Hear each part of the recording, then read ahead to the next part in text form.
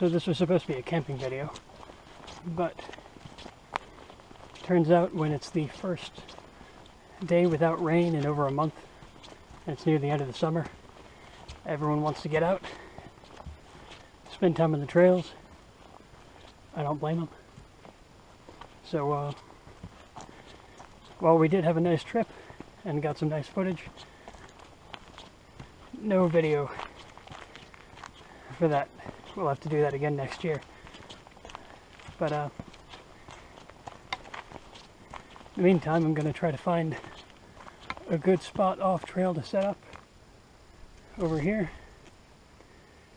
and we can get this video going. In the meantime, I'll leave you with some footage from our trip.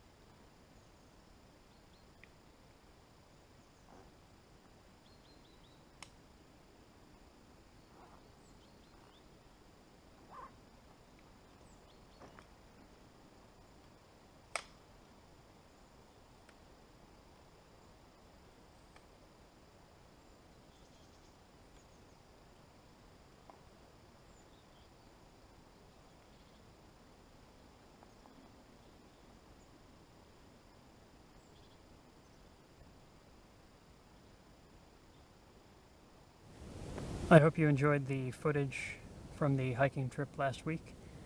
We hope to be able to make a full-length video of just that in the future, but that'll take a bit more planning on our part.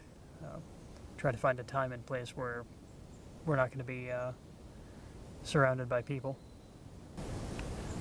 But it's fitting that the national park we went to film this video was completely packed, because it demonstrates the importance of having access to nature. On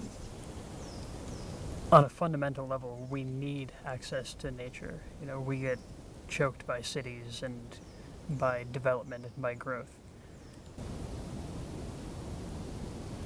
More and more, we're seeing human encroachment on what were once protected lands. Whether that's for building new homes, building new towns and cities, shopping malls, or, or just raw exploitation of the natural resources.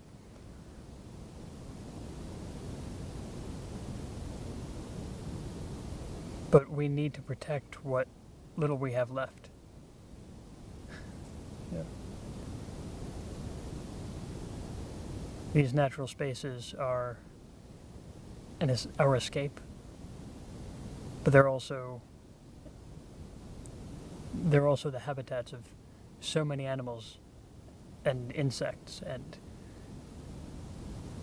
things that are critical to maintaining biodiversity in our natural environments, maintaining the ecosystems in which we live.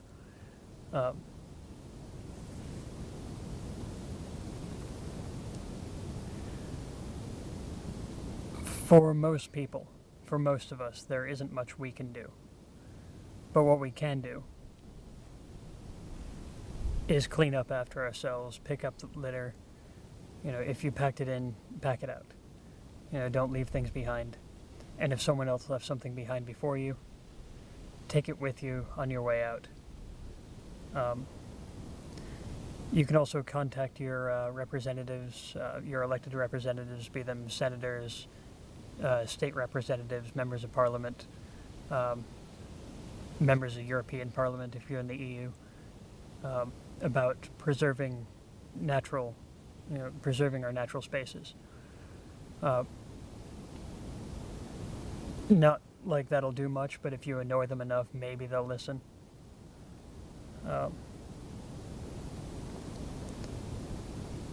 Because these spaces are important for all of us to enjoy. And they're important safe places for a lot of wildlife. Foxes, bears, wolves, they don't do well in human environments. They need spaces away from traffic. They need spaces away from your yard. And while, many of us want to live out in the middle of nowhere in a place a lot like this, away from people, and that's fine. There's nothing wrong with that. Cities expanding to the outskirts, more and more to solve a housing crisis, a completely manufactured housing crisis, isn't going to help anything. Most cities have more unoccupied homes than they have people looking for homes, because it's not a lack of housing that is the issue in most cases. It's a lack of affordable housing. And but of course, no one's building affordable housing. Every time some politician hears about a housing crisis, they start finding new land to build luxury condos and massive single-family dwellings that are more space than anyone really ever needs. But still, housing crisis continues, the building continues, and it doesn't make any sense. And I've gone off track here.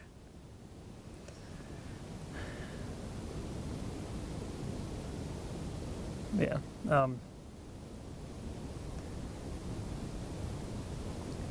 Even as the world is burning around us, unprecedented, massive wildfires over several continents, just because we don't know how to stop ourselves from ruining what we have,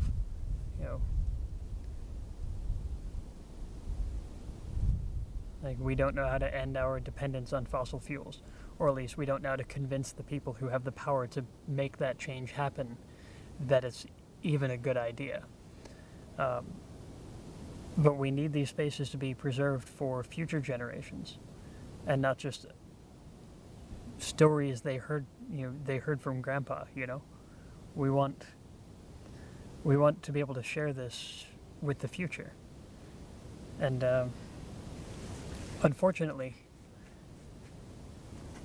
while we can replant forests, it's not the same as old growth. It's it takes centuries to build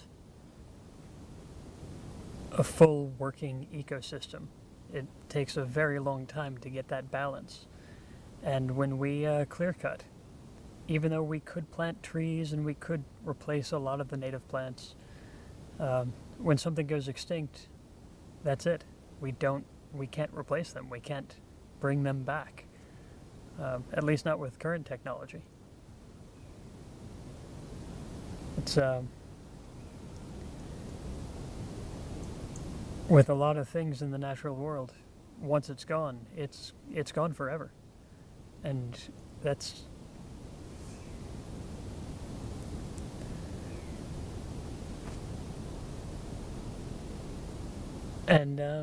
that's how our time period is probably going to be remembered, if humans survive that long enough to be remembered from now. Hopefully we do. Hopefully we'll learn. But it's a long road, and I don't even know what this video is supposed to be about anymore.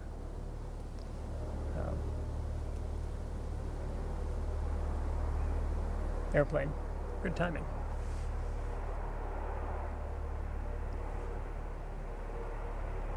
Oh, nope, helicopter.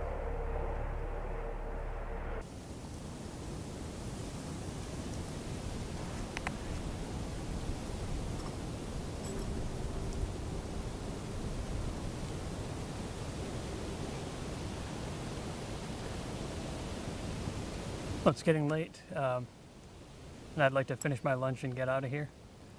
So I'll leave you with footage of the. So I'll leave you with some more footage of the trip we took last week, and I guess some voiceover of the rest of the things that I planned on talking about.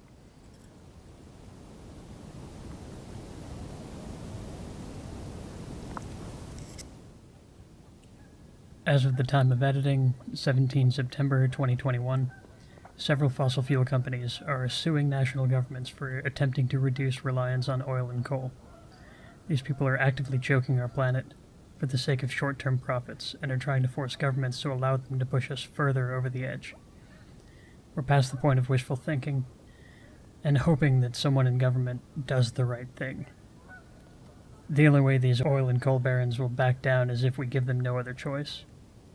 This video is supposed to be about conservation of the forests and of other critical ecosystems, but no ecosystem is more critical than the global one. If we allow these coal and oil companies to continue to even exist, the entire planet will be an inhospitable hellscape with either no forests to speak of or no humans to enjoy them. And unfortunately, the only solutions I have to offer would probably count as actionable threats. I don't know what else to say, and I'm probably preaching to the choir considering my audience. So I guess I'll end it with reading from the notes I wrote weeks ago. Clean up after yourself. Clean up after others. Be mindful of where and when you set up campsites and fires. Destroy the fossil fuel industry by any means necessary. And end Palestinian apartheid. I'll see you in 2 weeks, hopefully with a slightly less bleak message.